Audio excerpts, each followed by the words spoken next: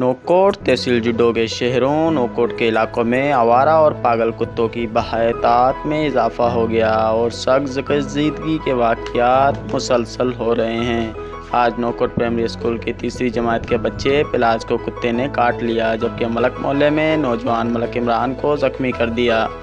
سخت کشیدگی کے شکار کو ویکسینیشن کے لیے نوکوٹ اسپتال منتقل کیا گیا، جہاں پر ویکسینیشن کی گئی، جبکہ بچوں پر کتوں حملوں سے والدین سخت پریشانی میں مبتلا ہیں۔ ایک ماہ میں 98 کیس رپورٹ ہوئے ہیں، جن میں زیادہ تر تعداد بچوں کی ہے، اور سخت کشیدگی کے واقعات میں سنگین اضافے کے باوجود ٹاؤن انتظامیہ اور یوسی سطح پر کتوں کو تلف نہیں کیا جا رہا۔ ملک کامران